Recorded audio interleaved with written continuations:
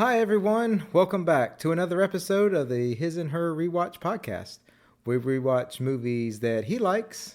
And watch movies that she likes. I'm the His Caleb, and with me, as always, my exciting wife, the Her Megan. Megan, nice face when I say exciting. I was trying to give excitement. You gave a lot of excitement. You always do. I think it's funny because people talk about how exciting you are all the time, and so I thought it was funny. Well, good. I love it. Fits. It fits you. You are exciting. You make life exciting. Moving right along, we are here on our 12th episode. Yeah, my pick. Your pick, and you picked Steel Magnolias. the 1989 film, Still Magnolias. Yeah, I'm kind of nervous to talk about this because I feel like out of all the movies that I've picked so far, I feel like this one might be the most loved, iconic movie. It's also a play first, and then was written into a movie. So I feel like that has a lot to do with it as well. So I just hope I do it right. Hope we do it right. Yeah, I hope we do it right. I know I was studying on this and looking over stuff, and the more I looked into it, I'm like, wow. I was like, oh wow, we should really. I hope we do this movie really well. Yeah. And yeah, I don't know if it's as well known as some of the other ones that you do more popular, but this one, for its time period, maybe. Yeah, I mean, I feel like it's a pretty big movie. Yeah, It wasn't one that I grew up watching a lot, but I mean, I remember I saw it.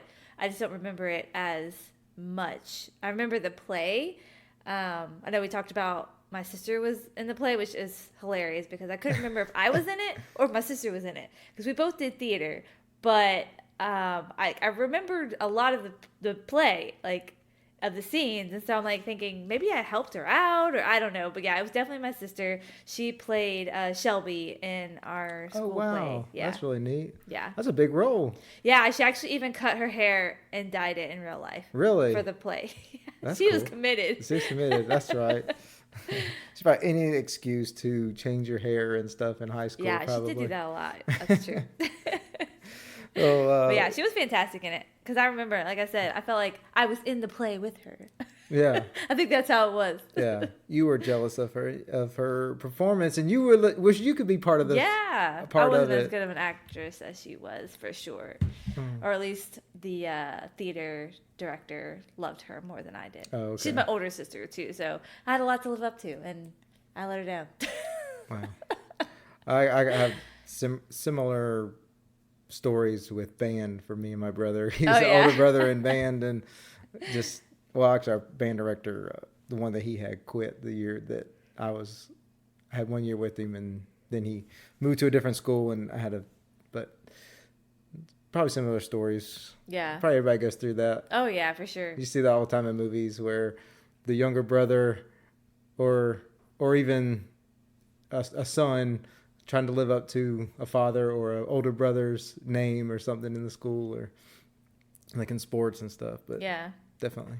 Well, since we're talking about Steel Magnolias, I came up with a game. I just made it up. You just made up a game for us. All right. It's not really a game, but since we're talking about Steel Magnolias, which took place in Louisiana, very, very southern lifestyle. So I came up with some popular southern terms, and we'll see if you know what they mean. Okay.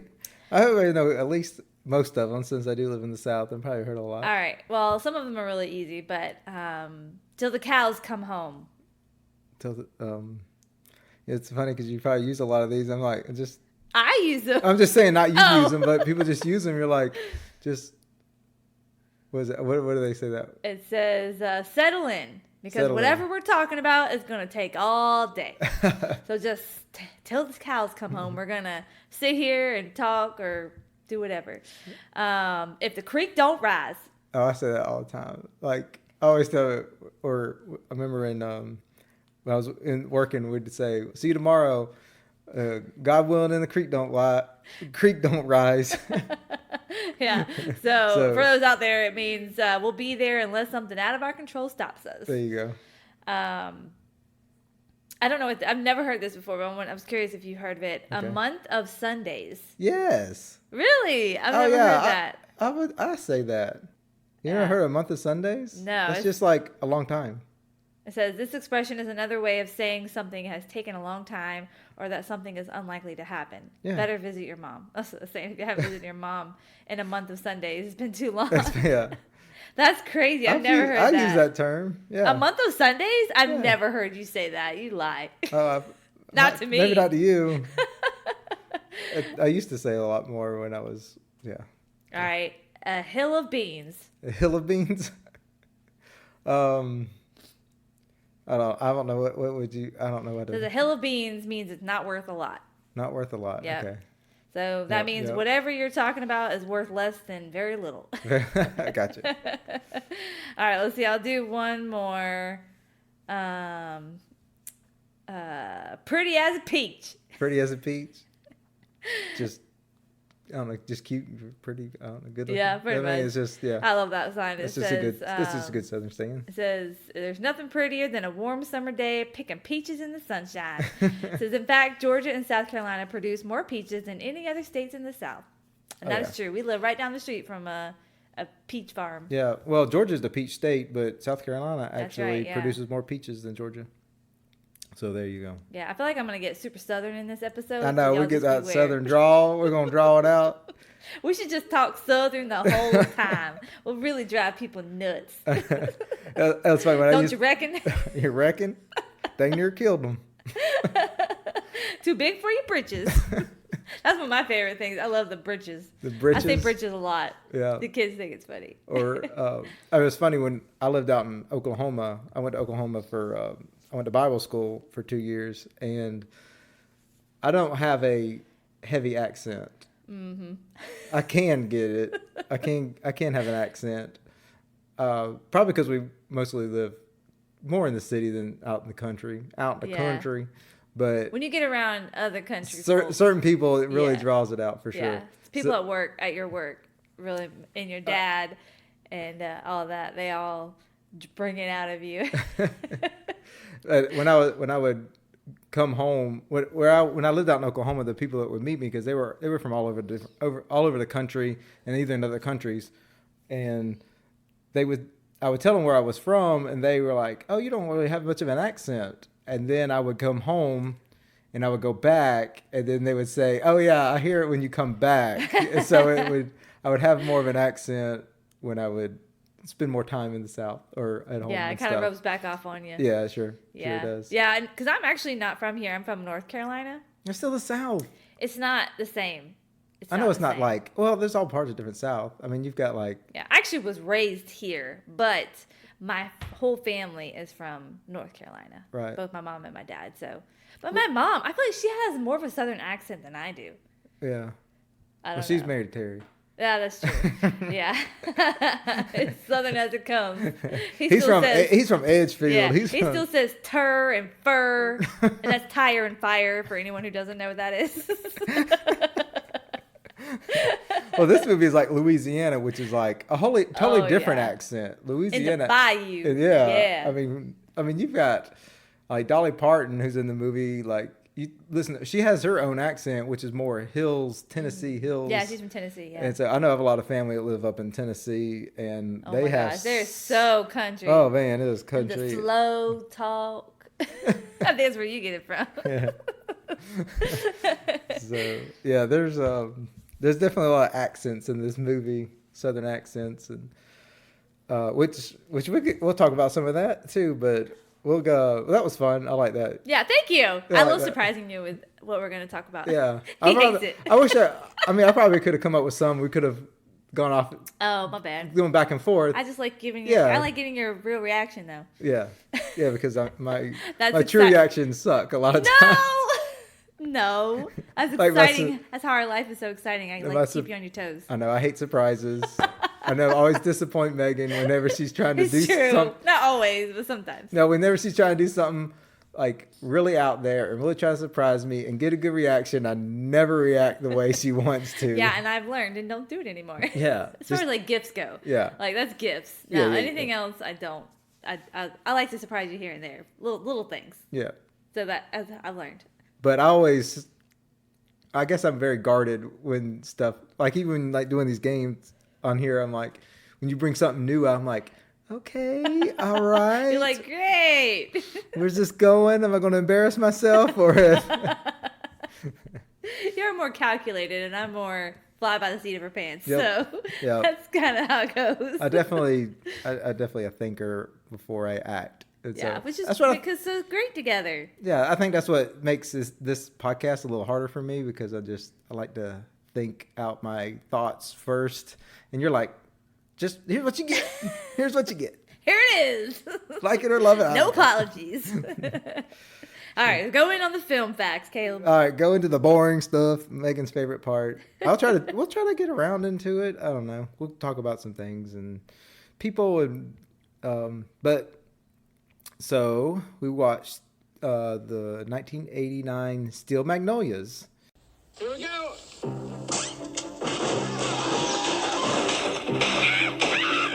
I don't want to have to kill you. Don't you threaten me, Drum Eaton. Drum would never, ever point a gun at a lady. Your husband is a boil on the butt of humanity. TriStar Pictures presents Well, this is it. You're finally rid of me. Sally Field, I think you'll be back every now and then. Dolly Parton, How's your family? Louis brought his girlfriend home, and the nicest thing I can say about her is all her tattoos are spelled correctly. Ugh, leave me alone. Shirley MacLaine, I'm not crazy, Malin. I've just been in a very bad mood for 40 years. Daryl Hannah, Miss Trudy, I swear to you that my personal tragedy will not interfere with my ability to do good hair. Olympia Dukakis, Looks like two pigs fighting under a blanket. Julia Roberts, I'm going to make you very happy. I want a child of my own. Your poor body has been through so much. Why would you deliberately do this to yourself? Diabetics have healthy babies all the time. You are special, Shelby. time has made them close. Life She's gonna have a baby. Go get a doctor. has made them friends. Steel Magnolias, the funniest movie that will ever make you cry. Steel Magnolias was released on November 15th, 1989. What was the number one movie of 1989? I don't know why this came to my head, but Home Alone. No, it's Batman. Oh, we already talked We about talked about this. this one. Yes, My this bad. is that was about our first episode. That was a long time ago. That was a long time ago. It was like 2 months ago. I don't even know if Home Alone is around that time. I don't know why that popped in my head. Home Alone was 91. Probably because Christmas. I think it is was coming 91. up. Yeah. That's why it's on my head. Yeah, Batman was the number one movie, and Steel Magnolias, which had a budget of $15 million. It made $96.8 million at the Holy box cow. office. So that's pretty good. That's for this movie. I think that's great. I mean, Yeah, I could tell it was a little bit more low budget. Low I mean, budget. it was. You could. I don't know if you could tell, but me knowing and also seeing the play, it was very much shot like a play. Mm-hmm. Very little scenes. Like it was like one scene, then repeated a scene. and they did everything in the same town. Yes, yeah. And yeah. what was the name of that town? I had to do a I pronunciation. couldn't even tell you. No, it was which Nakakis. Nakaka. Hold on. Let's see if it does the audio, because I have this on. I had this on Google. I'm gonna turn up the volume on the. Let's see if it does it. Natchitoches. I don't know. I thought it was Nakakadish. Maybe. I don't know. But yeah, Louisiana. This was shot in Louisiana, and it was shot in the same. Everything was in the same town. That was actually the playwright's hometown. That's right. Yeah. That's right. You saw Which that was too. Robert Harling. Robert Harling. Yes, Yep. and he had a lot of say so in this movie as well. Yeah, and we'll get it. I mean, the script is literally the movie. I mean, the playwright is literally the movie. Yeah. Yeah, like there was a lot of famous lines that I remember. Well, that's what. See, when I started doing the research and I saw his name attached to the writer, I looked at it, and IMDb didn't have much about him, and so I kind of just like glossed over it, and then I started getting to the director and the cast and stuff, and then I started looking up some other stuff. I'm like, wait a second, Robert Harling is like, this movie is very important and significant to him, and like I said, he not only wrote the play, he wrote the screenplay for Steel Magnolias, but it is also based on his real life story of his sister Susan Harling Robinson, who passed away from complication of diabetes And so it was about, so he wrote this story as a tribute to her, and it started as a short story. He wanted to write a short story, but it ended up turning into a play. And so it was like, I just was looking at some of these facts and some of the stuff that his hand and the reason why he wrote it, and was just, it was just, I couldn't leave him out of us talking about. Yeah, it said that it only took him 10 days to write this play. 10 days, yeah. 10 days, yeah. It said, he has a quote here. It says, "The events that inspired it were so powerful that after I found the story arena, it just poured out into my typewriter in a 24/7 tsunami of southernness." I love that quote. Yeah. A tsunami of southernness. That's pretty much what it is. That's great. I also saw, and I tried to find out where I saw it, and I couldn't find it, but I'll try to summarize what I read. But it said that Robert's last conversation he had with his sister, talking about how it was hard for him to be a writer and to get stuff taken serious. It was just hard to get his foot in the door of writing in the writing industry and everything. So. And she said she's sorry. She wished she could do something to really help him to break through and everything. And then he wrote this, and this was his first writing that took him serious. The writing that took him serious, that he got notoriety for, right? And that got him his start in the writing industry. So, I mean, what a cool way to honor your sister. Yeah. I mean, this movie is still going. You know what I mean? And like that's super cool. Yeah. I also read that he said the leading characters in most of his plays and his screenplays are women. Oh wow. So I bet that has a lot to do with him being close to his sister and his mom. Yeah, I saw that he had a lot of conversations with like some of the cast and stuff from the movie during it, and I think they inspired a lot of things that he wrote later on and everything. So it's cool. We'll probably talk about him a little bit more as we go on.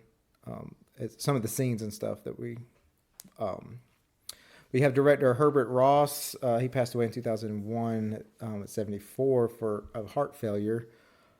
He was known for directing Footloose. And then I saw this was great. One of my favorite movies that's kind of one of those sleeper movies that not a lot of people know about, okay. But it's Undercover Blues. Have you ever seen that? Yes, Undercover Blues? With Dennis Quaid. And what's the other guy? It's got Stacy Tukey. No, it's not who I'm thinking of. Maybe I'm thinking of something different. What's oh shoot. What's the other guy? He was played on the Flintstones. Is that the same guy? No. No, he's not. You're talking about John Goodman? I'm thinking about something else. But no, I have seen that movie too. No, yeah. Undercover Blues, me and my best friend growing up. I remember that you was talking one about of those. that movie too. Yeah, I quote that movie all the time.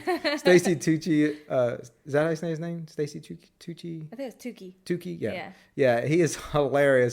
He plays this like bumbling, like just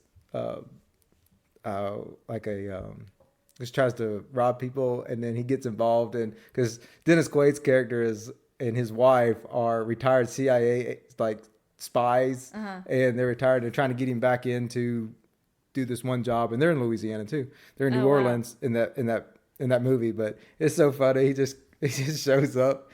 I don't know. We should watch that movie again. We should. I think you showed it to me when we were dating. Probably. We watched it, or maybe Oklahoma or something. I feel like we watched it together, but it was a long time ago. Yeah. And I think I fell asleep.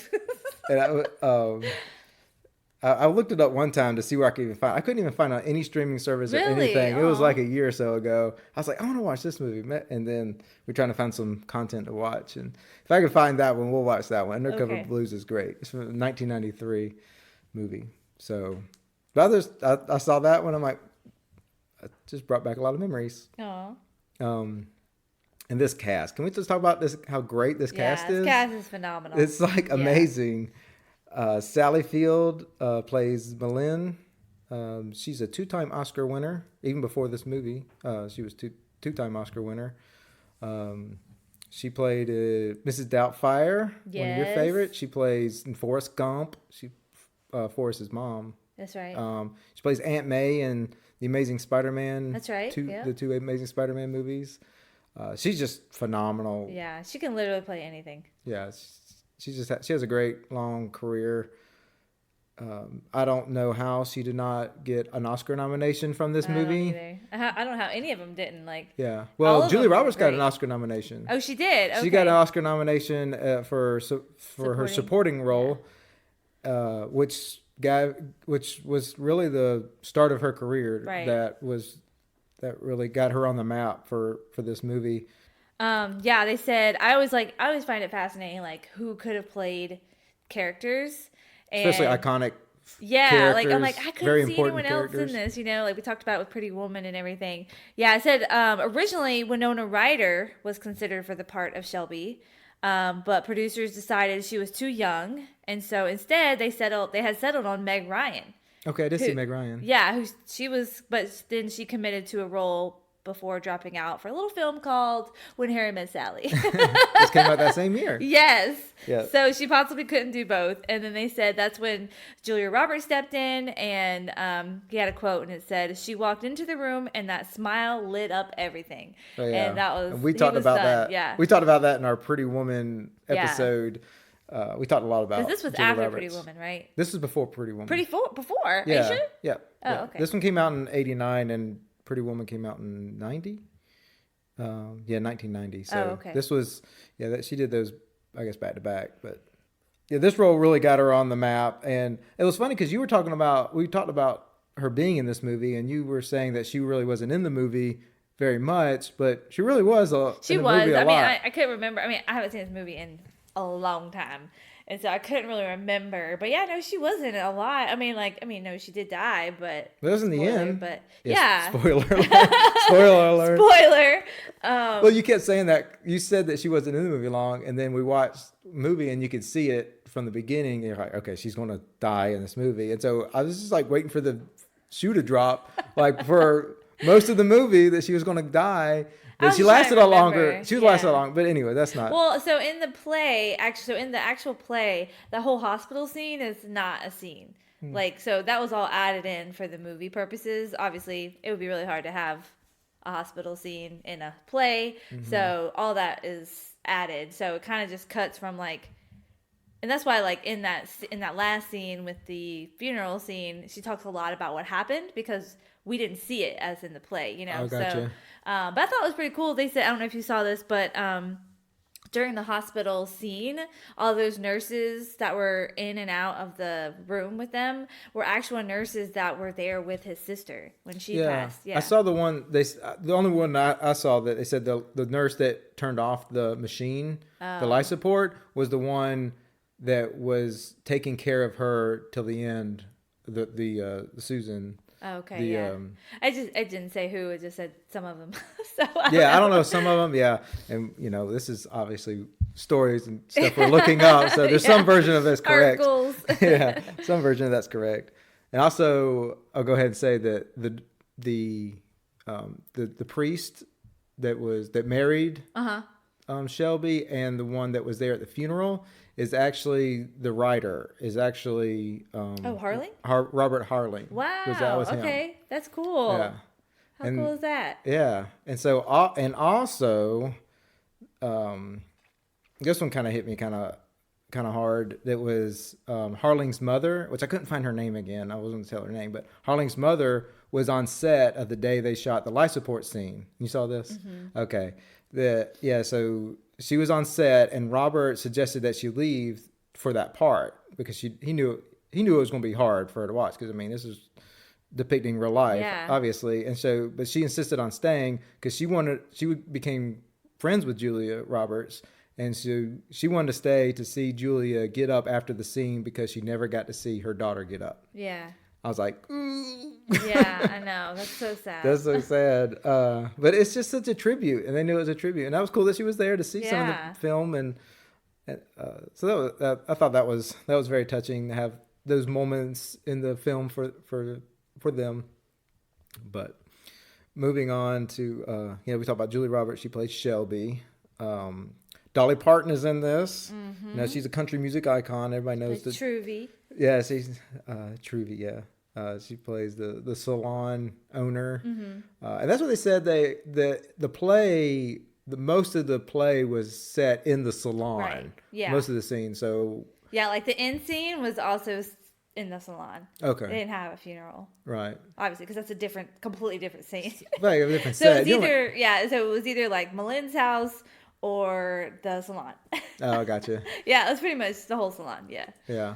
Which, I mean, the movie had a lot of scenes in the salon. Those are like my favorite scenes, by the way. No, it was good. Those Those scenes were great. I mean, we can talk about the conversations that all these women had together, but it just really those scenes really built the characters and moved the story along. And, right. And their friendship, because as you're watching the movie, I didn't know where this was going. Obviously, I didn't know. You got Weezer coming in there, and I didn't know what role she was kind of playing. I thought she was the antagonist or something the whole time, but she ends up being all these friends, and so that's what those salon scenes really solidified the friendships and the bonds that they had, which you needed at the end of the movie. That really, just shows, women's friendship and they're strong. Yeah, I mean that's really what the movie is all about, is your community and like your friends. Yeah, being there for support each other. That's right. You got Shirley MacLaine as Weezer.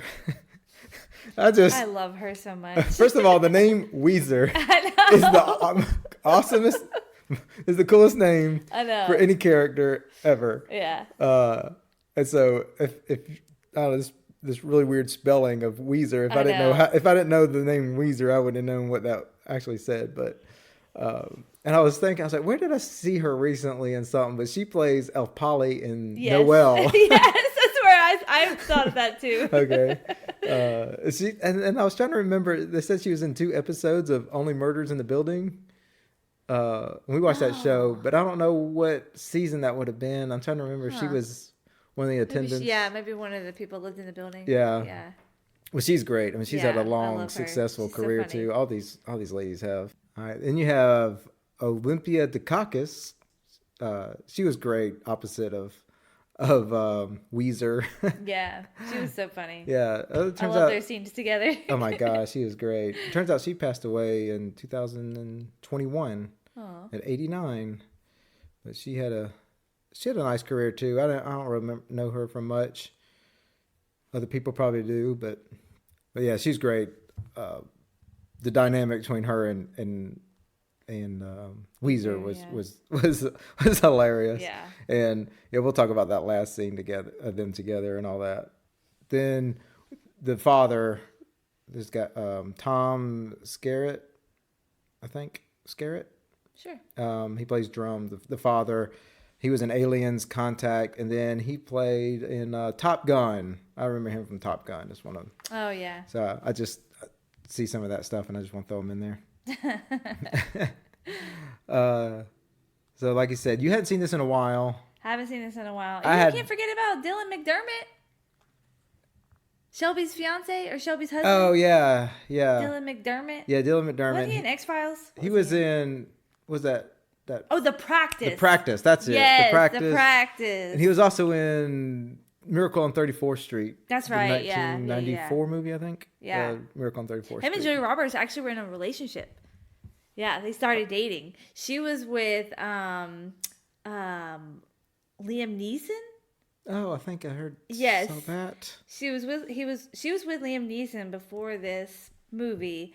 She broke up with him and got with Dylan McDermott, and they actually ended up getting engaged. What? But never married, and then they split in 1990. Wow. Yeah.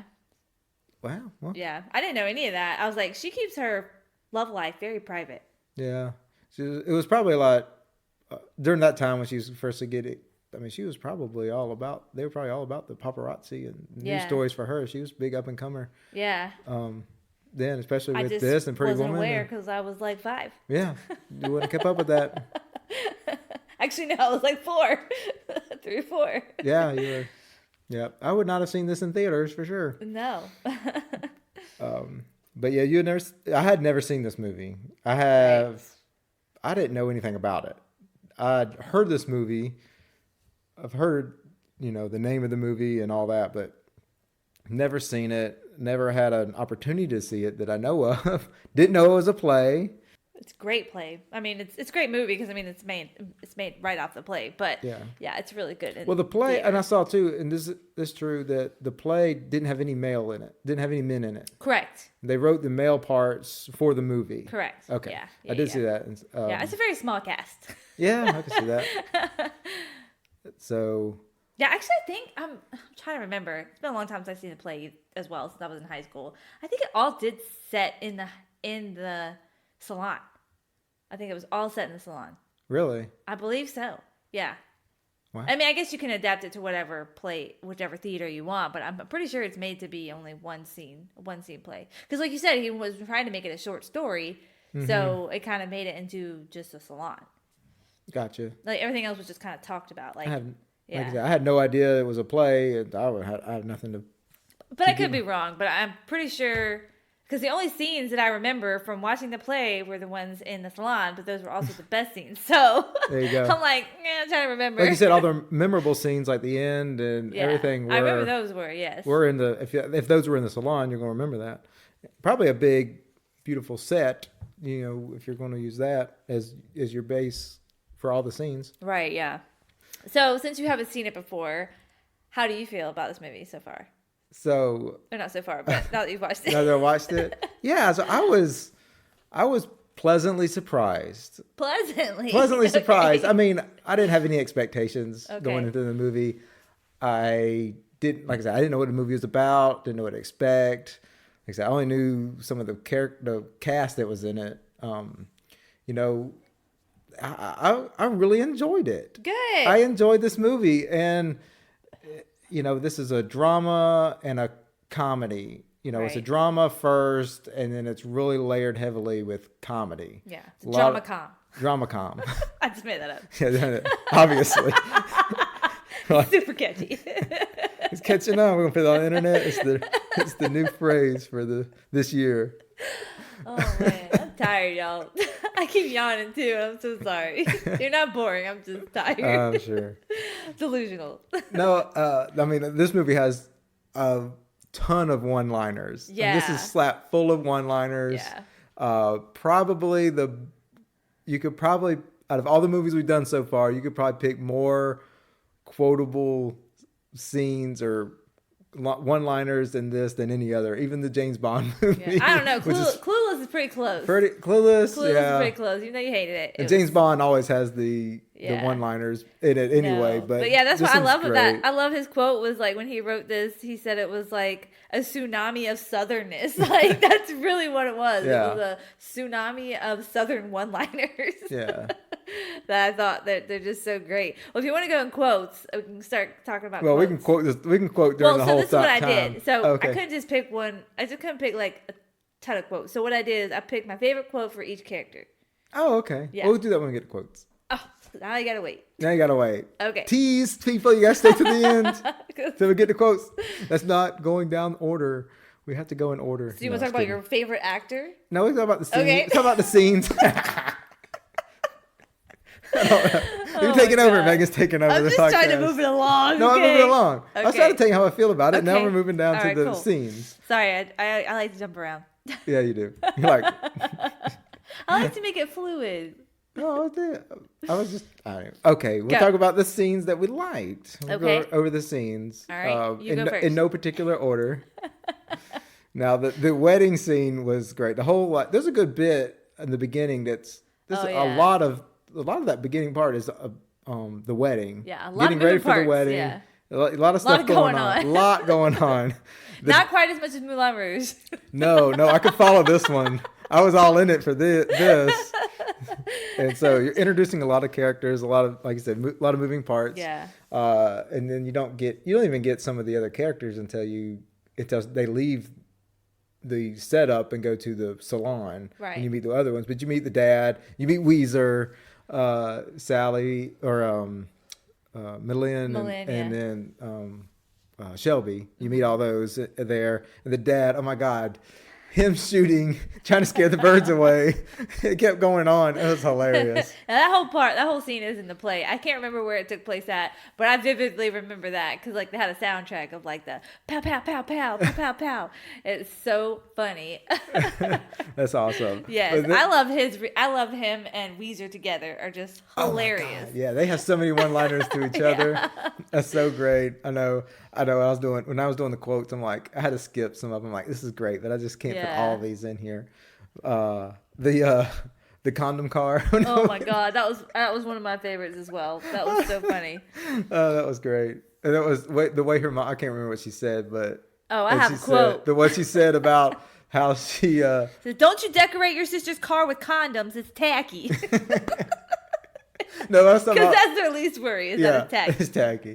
But it was when she says, "What did they do to the car?" When they pulled, your brothers pulled the car around, and like, what did they do to it? She goes, "Well, if y'all were wanting to practice safe sex, you wouldn't have a problem," or something like that. You're good to go, or something. That something was like so that. Funny. It was so bad.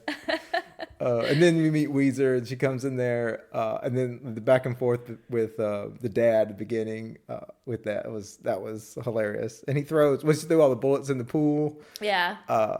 And then I don't know. She said something about them dying. Then he comes out with the bow and arrow with the firecrackers on it.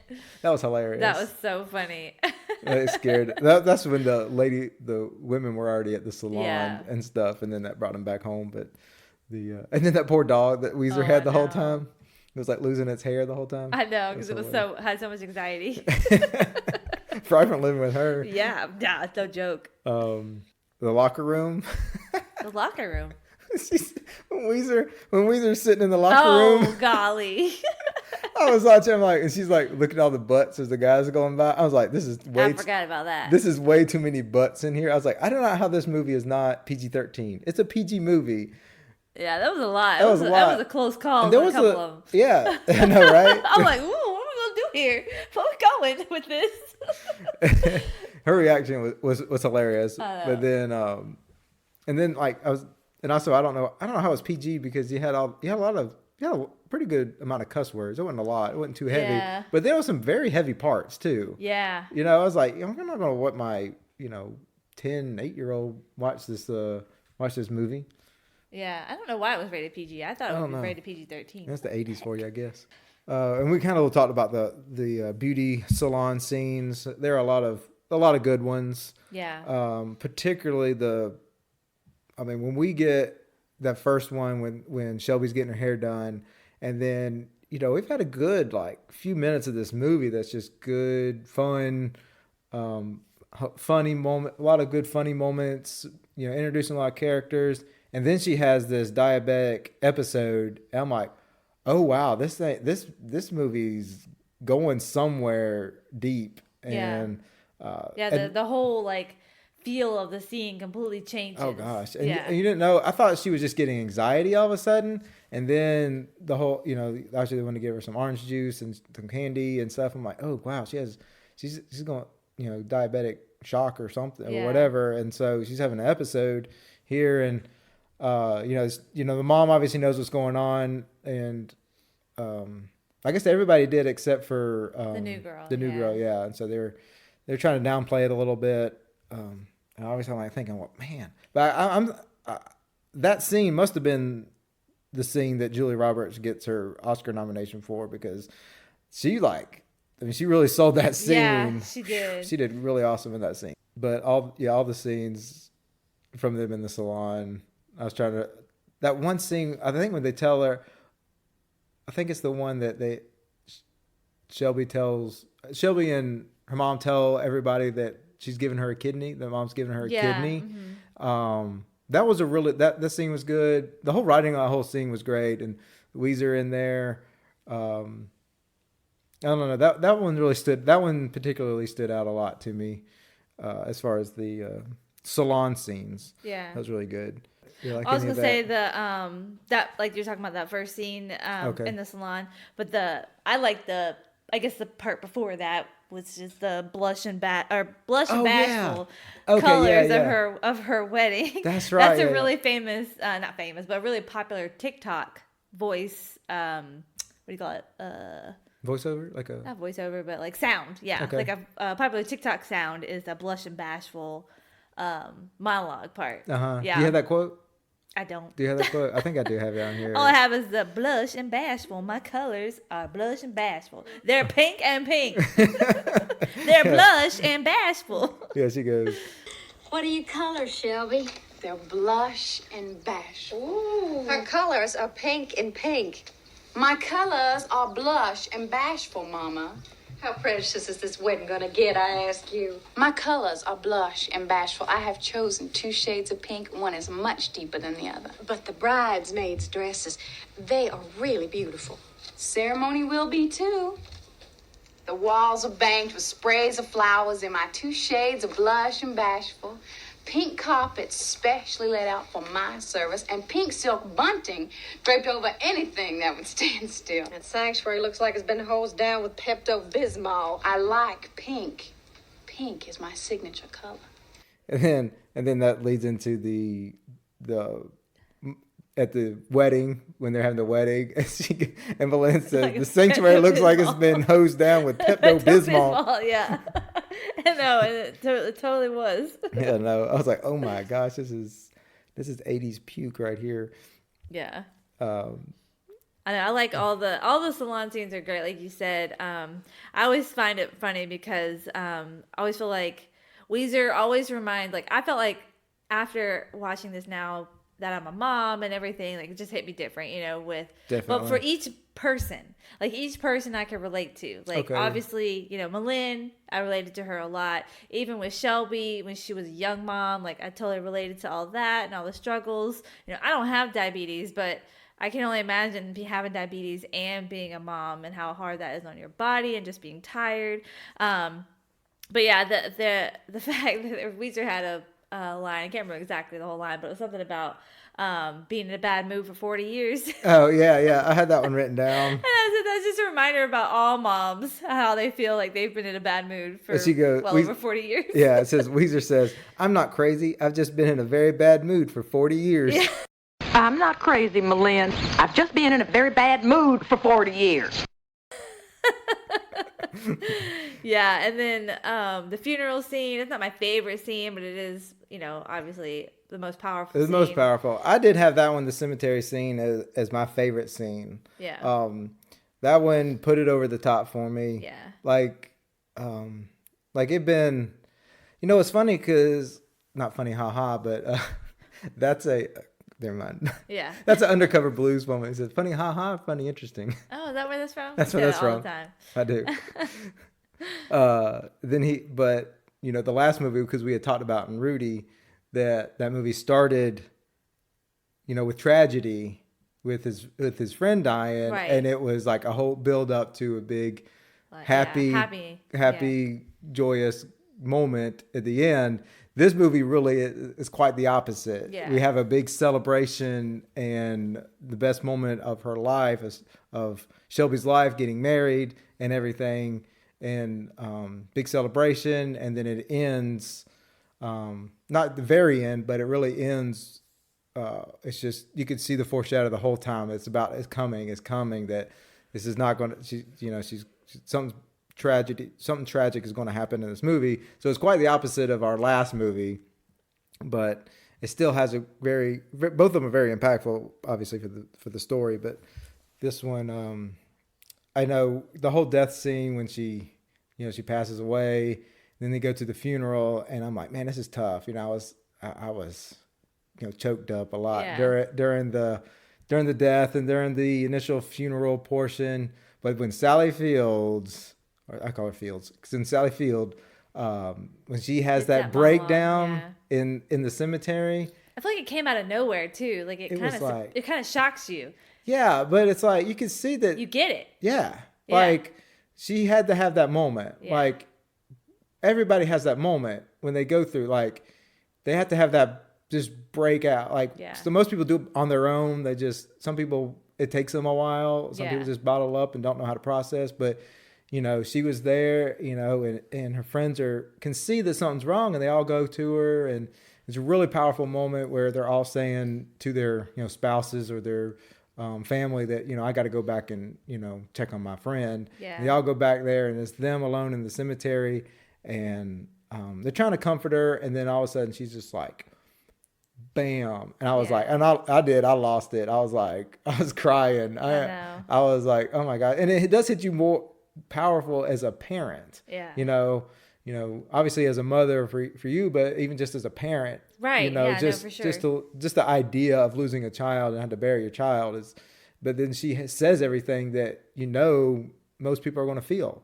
There was that one line that she said in that where she said that I can go run, a mile or whatever it was. She said something Texas or something. Yeah, and she said, and my daughter can't. Yeah, she never could. Yeah, she never could. Yeah. I was like, oh, that's so terrible. Yeah, and she just. And they said that was shot in one take. Wow. The cemetery scene was shot in one take. That's crazy. Yeah. I'm fine. I'm fine.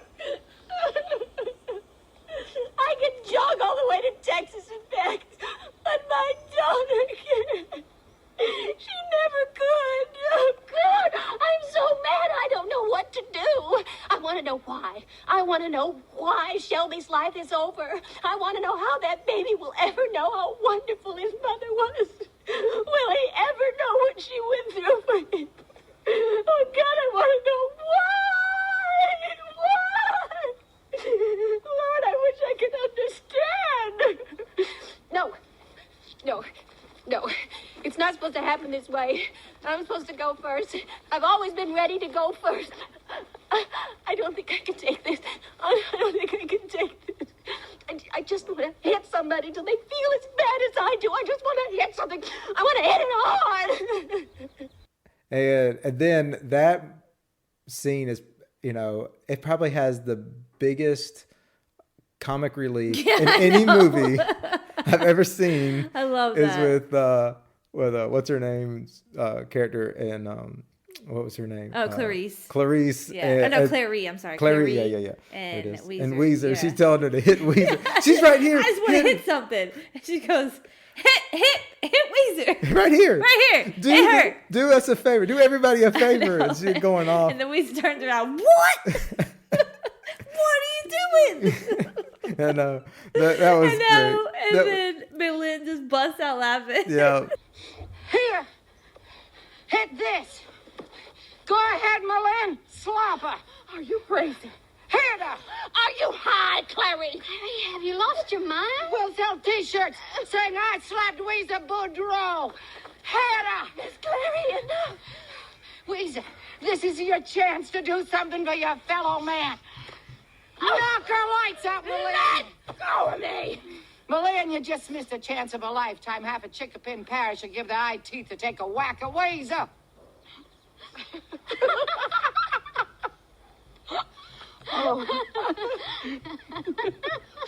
It was perfect. I mean, sometimes your friends just know what you need. They knew she was out of it, and then she just needed that moment. And then, well, I was when I was reading about Harling and his writing strategies and stuff. He said that he had a really big writer's block at this Insane. Because he didn't want to end the movie this way, because he was like, this is really deep, really dark. Right. And so he kind of was like, after that monologue, he felt really good about it, and he was like kind of stuck, and he was like, he thought about it, he's like, what would Susan do? Like, what would my sister do? And he thought, she would make it funny. Oh, yeah. She would want people to laugh. So that's when he wrote that in for her. Oh, that's good. Yeah, I thought that was really cool. I just felt like she had a big hand on everything that he did in this movie and play. Yeah, for sure. I'm sure everything obviously he's just so close to him, the situation that every probably word that he wrote on the paper typed, it was with her in mind. Yeah, I did think that was just my favorite scene, overall scene, just the best performance. And like I said, I don't know how Sally Field did not get an Oscar nomination, at least a nomination for this. I don't know what she was up against that year. What would have come out that year, but Batman didn't get an Oscar nomination. This actress, the scene, what was a really heartbreaking scene was also when Shelby was telling her mom that she was pregnant. Oh my gosh. That was so sad. Yeah. Her mom was so mad. And like I kept thinking, oh, she's going to give in. She's going to give in. Nope. No.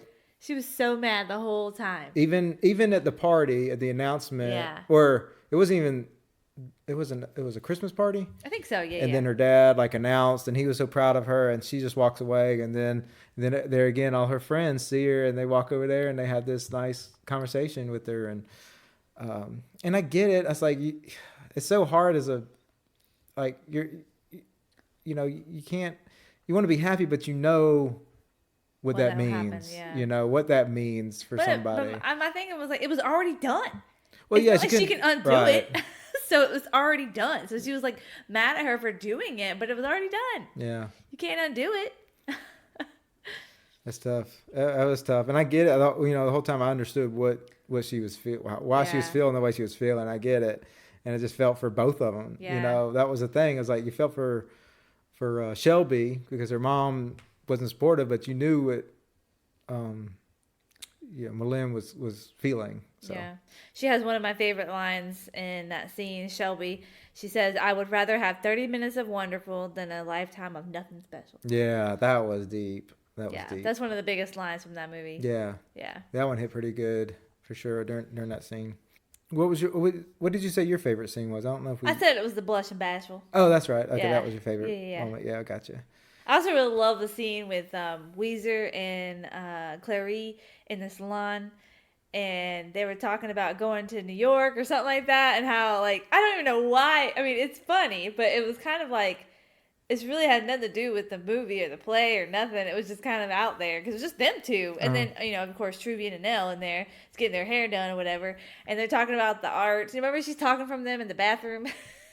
Oh, yes. With the newspaper? Yes. And she's reading from the newspaper talking about how she should go to New York or whatever. For culture. To what? To experience culture. Experience culture and all. Right. And which apparently I guess Weezer has a lot of money, you know. Oh yeah, they that was kind of that, obvious. That she just doesn't care, you know. Right. She just whatever, and she's just like, and so she has one of my favorite lines too from her.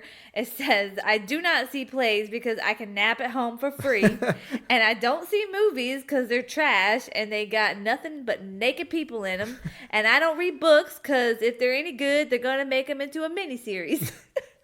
She's got little mustache wax strips on her lips. Yes. And then she says, and I forget what Clarice says, but then she comes back with her and she says, I just gonna write him a check. Yeah. I don't need to experience it. I'll just write him a check. Oh yeah. She was gonna support the arts or something. Yeah, and she's like, I'll just write a check. I love that. I don't know why. I guess because it was just so funny and like lighthearted. Yeah, and I guess it showed a lot of the things that go on in the salon. Just talking about different stuff. Oh yeah, for sure. Just it doesn't have to be necessarily part of the movie, but the culture of salons or whatever. So, and what they go on that they talk about and the bickering or the picking on each other is great. All right. So who was your favorite, your best acting? Oh, Sally Fields, hands down. Yeah, I love Julia Roberts. She did fantastic, but Sally Fields got to be the top. Yeah. Yeah. Number one. She did the best, in my opinion. Yeah. Julia Roberts did great. That scene she did in the beginning, like we talked about from the salon when she was having the episode, and then they did great together. Sally Field and Julia Roberts were great. Obviously, they had a lot of good scenes together. She just showed a lot of motherly love at the same time and caring. Sally Field, great. Who's your worst acting or least favorite character? I would say my least favorite character was Annelle. She was so annoying to me, and I felt like she did not need to be in it. She had her place, but yeah. I feel like she could have, I realized why she was there, because she was trying to show, a newbie coming into town and kind of showing her the ropes, so it kind of shows us the ropes, I understand the purpose, but when she got into the whole religion thing, it was just really annoying. Yeah. I guess it was the point, because she was supposed to be kind of being annoying, and they were kind of all really getting annoyed by her until, at the end, I feel like she kind of brought it out, brought it home, but. Yeah, there were moments that her character wasn't very necessary. It's funny because they start the movie with her coming to town. Right. And then they end the movie with her leaving pregnant or having the baby. That's right. So it's like it was really like she was the start and the end to the movie. I think she was my least favorite, or all the men in this movie except for the dad. They were all annoying. They all had they just, well, that makes sense because they really weren't in the play. They weren't. So. They weren't about them, but they just didn't have good character moments. The dad was great. Dolly Parton's husband was trash. Yeah. I'm like, girl, leave that man. I mean, at the end, I guess he kind of learned his lesson and realized his wrong, but yeah, he had he has some depression issues going on. Yeah, exactly. Well, they alluded to a lot of he had work issues and couldn't find a job, and I guess that had a lot of pressure, and she was trying to be helpful, and then then he ended up getting her the salon. He did have a good. He did redeem himself in the end, and then he went to the funeral. Yeah, he volunteered himself to go, which was great. Yeah. And then Shelby's husband, I didn't really care for him. Yeah, he was kind of there. And then the other girl's boyfriend, then husband. He was so weird. He's so weird.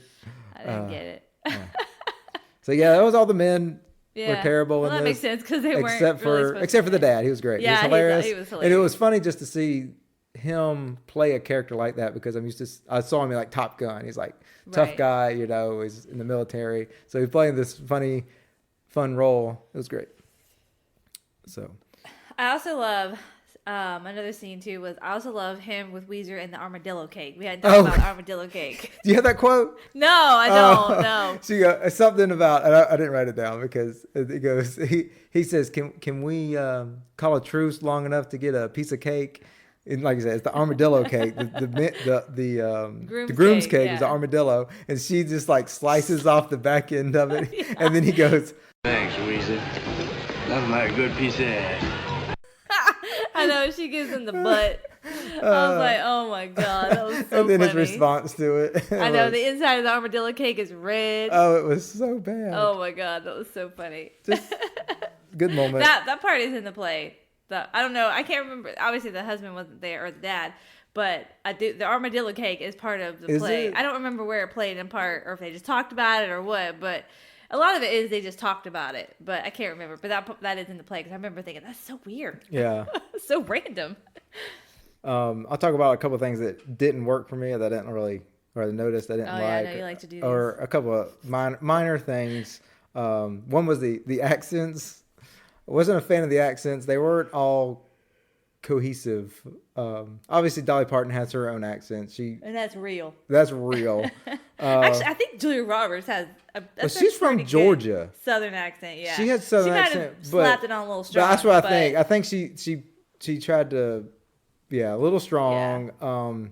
The other ones weren't that bad. They were kind of Southern, but none of them were really Louisiana accents. Kind of, I don't know. They didn't sound. Well, they may not all be from there, Caleb. They were all in that town. They all lived in that town. But yeah, I think Julia Roberts' accent was probably the worst. Yeah, I think she just slapped it on too thick. And it got better. It did get better. Yeah, that first scene. Oh my gosh. Yeah, it was rough at first. And I turned to you during the movie, and when Dolly Parton comes in, I said they had to get a real Southern person in here to have a real Southern accent. Yeah. But it didn't really take me out of the movie. Just that one part, I think, at the beginning took me out of it. Yeah, that first scene. Yeah, I mean, a lot of accents you can do. As long as you're not too heavy on it, you can get away with a lot of accents. And I think that's what the problem was when they tried to do it too heavy. Yeah. Okay, I just noticed this during the movie. I don't know why. That when they were in the salon and they had that hairdryer. Well, she had the hairdryer going and was like, there's no way. There's no way that it was the real hairdryer. First of all, it wasn't blowing her hair. Yeah. But it had the sound of it. I was like, you cannot have a real hairdryer going and pick up the sound because it would just ruin the sound in the movie. That's just funny because I listened to some podcasts and stuff that talk about how things are done in there, and so I don't know why that just stood out to me. I'm like, they couldn't have done it. They could not have done a hairdryer like that. And it was just not blowing either. That's funny. I never noticed it. Another thing I noticed was, so every moment in this movie, all the moments were based in holidays.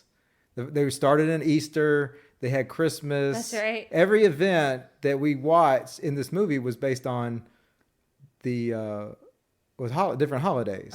And so one of them was the Christmas scene when they're outside and they're putting the Christmas decorations on the house. Oh yeah. And I'm looking. Nell is, yeah. Yeah, I'm looking. I'm like, this scene is filmed in the middle of the summer. I was like, everything is bright. Everything's green as it could be. Yeah. And it's just the sun is so bright, and then it turns out it was filmed in August. Yeah. I was like, oh, I'm right. Yeah, when they did the carnival, that was a Christmas carnival. Yeah. That was filmed in the hot summer because they said that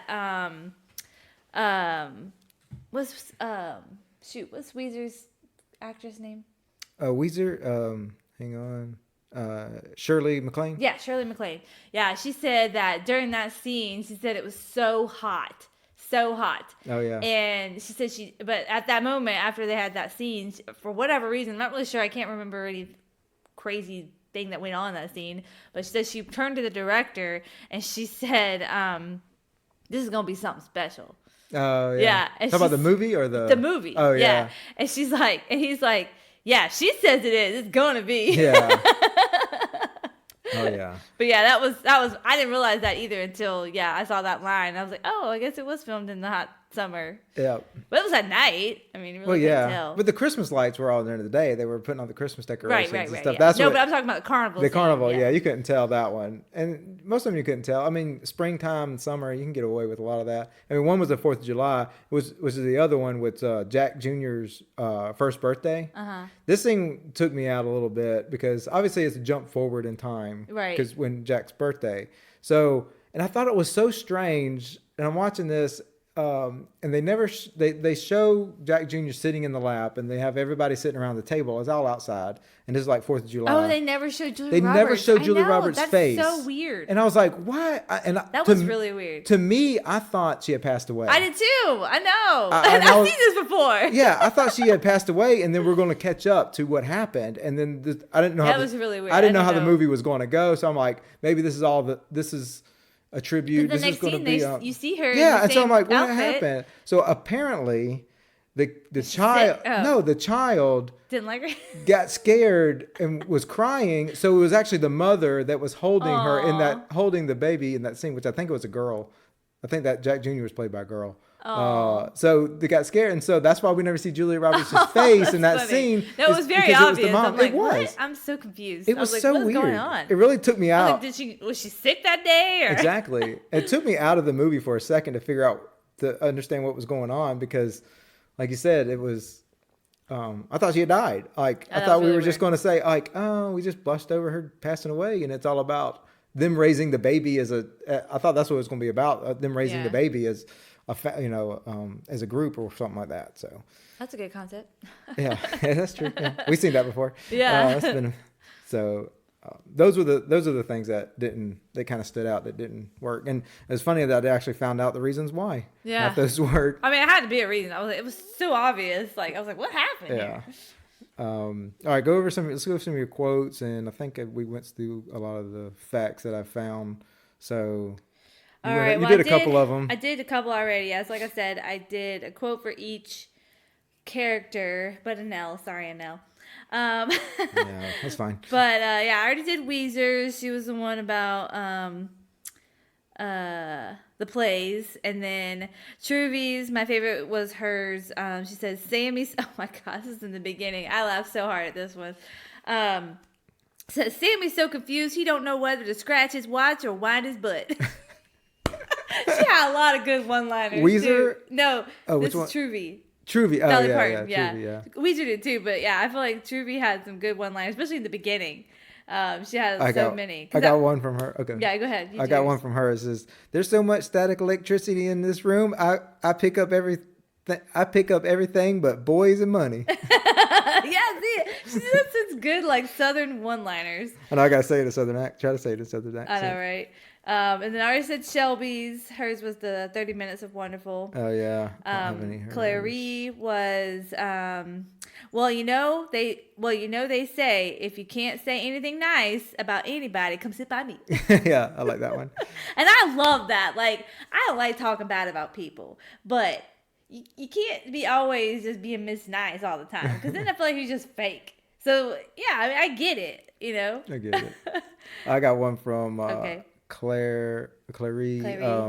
Says, Weezer, you sound almost chipper. What happened today? You run over a small child or something? That was a good one. And then she says, Clary, she goes, Weezer, I'd recognize this penmanship anywhere. You have the handwriting of a serial killer. Yeah, that was a good one. She really laid into Weezer. I'm telling you. Yeah. I said them back and forth were great. Yeah, I love it. And then I already said Malin's, which was don't decorate your sister's car with condoms. It's tacky. Yeah. We already said Didn't that. Didn't have too many funny ones. The one that the sanctuary looked like it had been hosed with the Pepto-Bismol. Oh, so yeah. Weezer says, a dirty mind is a terrible thing to waste.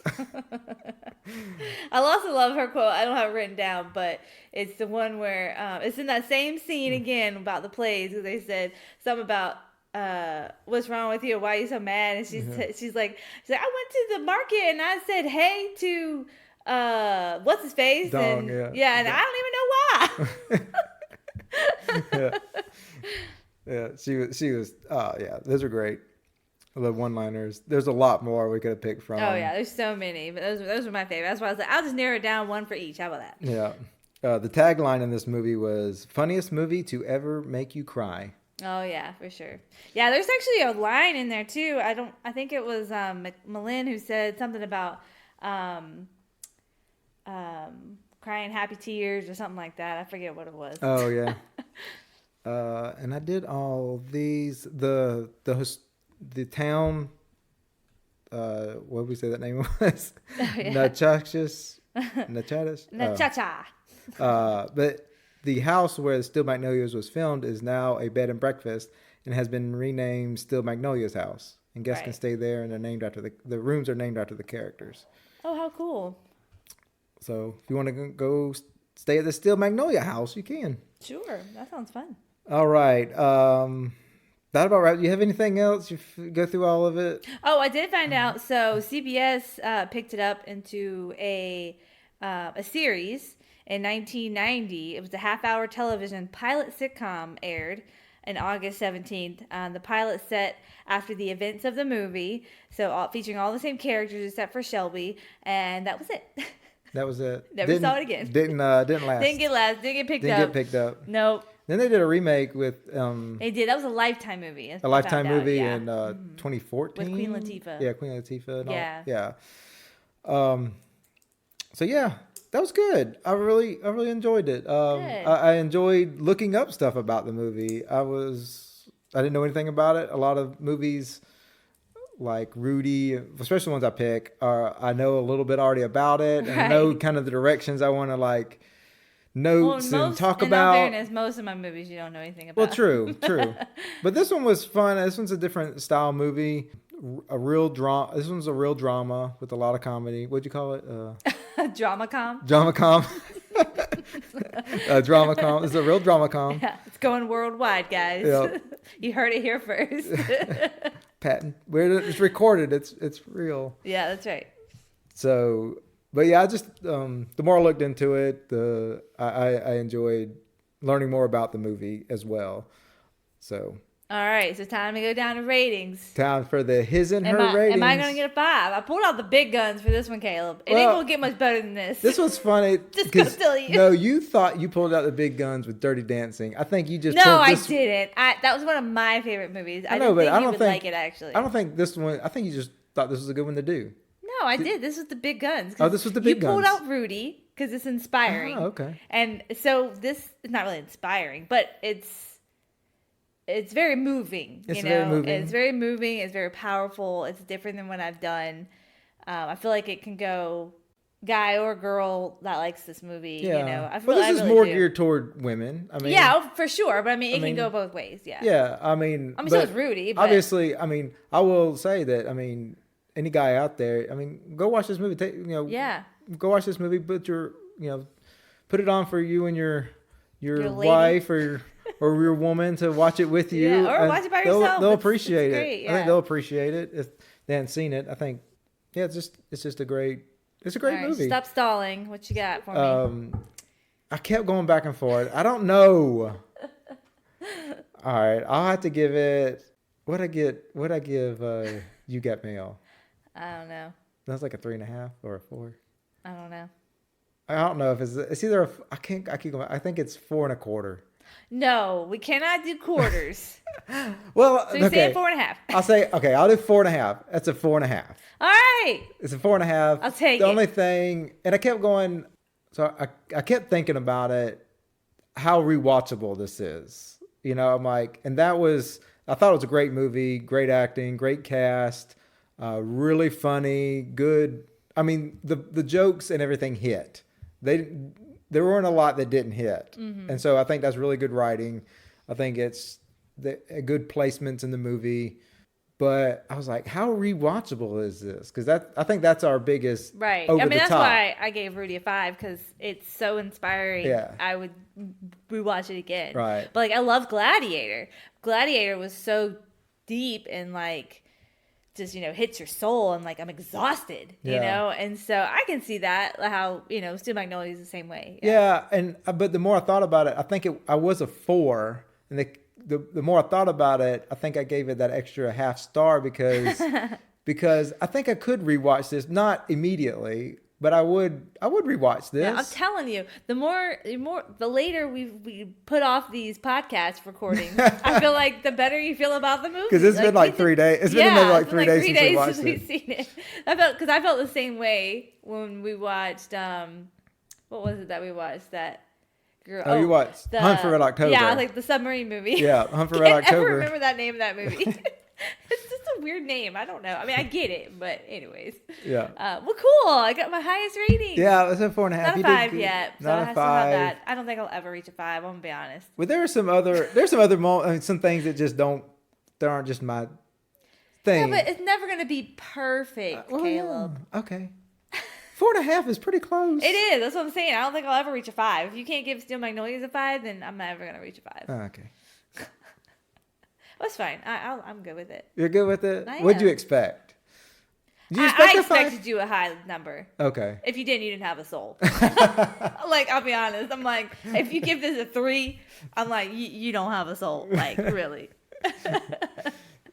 Did you get that feeling that I was enjoying it, watching it, or you? I did. I mean, we laughed, we cried, we laughed again. Yeah. That's funny because it's like I just don't know where it was going. Like that's the whole thing. Is like I just don't know what to expect. Didn't watch a trailer. Didn't know anything what to expect, where it was going. As the movie progressed, you could see which way it was going, but I still didn't know. Well, I feel like it does a really good job. I knew what was going to happen. It does a really good job of like keeping your predictability at bay. Like I feel like you can predict, okay, yes, Shelby's probably going to die, blah, blah, blah, blah. But you didn't know what they were going to do after that. Right. But I feel like the scenes that were funny and then the dramatic ones and then it's funny, it kind of keeps you up and down, up and down, up and down, which makes a great play. And that's why sometimes plays don't do well in movies, but, sometimes they do great. I feel like it's either one or the other. It's just how you adapt into it. Yeah. Right. That's like any like we're talking like that's what you have to do for like plays. Like you have to keep people on their toes because they're just sitting there in a theater watching, especially if it's a one scene or one set movie and one set play. It's all about writing at that point. It's all about the writing and how it's delivered to the audience. And so I mean it's the same thing here, like in anything, but you don't have other things that could make up for it, like the scenery and cinematography and different things. But so anyways, that's it. I love it. That's it. All right, Steel Magnolias. What movie are we going to watch next, Caleb? I get to pick it. All right, so the next movie we're going to watch, I'm going the most modern movie we've done so far. Okay. And I know this movie you've seen before. Okay, give me a year. I like guessing. I did good with Rudy. You did. So, all right, this one, I know you've seen it before. But never James Bond. No, it's not James Bond. It's a comedy. And I just think the audience will really like it. Okay. I think they will want to hear us talk about it. A lot of people like this movie. It's kind of popular. So it's from 2004. What could you think? That doesn't help me. I'll be honest. Now you might say something just to embarrass yourself. I know, right? 2004. Let's see, the year you graduated high school. I don't know. I'm terrible with years. It's probably the best of our generation as far as clean, non raunchy, not rated R comedies. We're going with the 2004 movie Anchorman: The Legend of Ron Burgundy. Not raunchy. It's not that bad. Okay. I mean, I could pick other Will Ferrell and movies that are a little worse. That's a good pick. I have seen the movie before. It's not my favorite. I do like it, but I haven't seen it in a long time. So it'll be interesting. I haven't seen it in a while. I've seen bits and pieces on TV. Yeah. It does come on TV a lot. But actually, I think the second one actually comes on a lot more now that I've seen. And I haven't seen that one I may have seen it once all the way through, but okay. Yeah. But I think it's a good, more up-to-date one that people enjoy talking about and listening to us talk about. There's a lot of I Heart Lamp. That's one of my favorite parts. I Heart Lamp. Steve Carell's movie is great. Oh, he's such a great. He's my favorite. Yeah. There's a great cast in this movie. So I know we don't have to talk about this on air or on the podcast, but do we want to do movies? I mean, oh my God. Do we want to do movies? Yeah, I think we're going to do movies for this podcast. Do we want to do Christmas movies in honor of December? Because that would be probably my pick next, right? Or we maybe could probably this pick one or two. This one will come out on November 20th. So you probably have another pick, and then my next pick will be in December. So we might go. Do we want to do Christmas movies? I do want to do Christmas movies, but we watched all of them. We've watched a lot of exactly. So I don't. Maybe we just do one. We don't do them all. We can pick your favorite and my favorite. Yeah, and talk about. People will want to listen to it. Yeah, I think so. I think that's what it's about too. It's not just movies that we don't like. You get to pick a movie. I wish we kind of did a Halloween movie, like a slight scare. We could have done Hubie Halloween. Hubie Halloween. It's a Netflix. Yeah. We could have done something. But, no, I think now that we're into it and I'm kind of watching when these films or these episodes are coming out. I'll pick a Lifetime movie. Oh my God. Just kidding. You and your mama can go. I really don't like them. I think they're funny though. I like laughing. Like ironically funny. Yeah. They're not. Yeah. So. All right. Well, let's close this out. I'm getting tired over here. Yeah, you are. Well, this lasted longer than I thought too. They always do. They always do. All right. Well, thanks everybody for sticking with us this long. I hope you enjoyed this episode. Let's look forward to hearing from y'all next week. Yeah. Talk to you next week. Bye. Bye.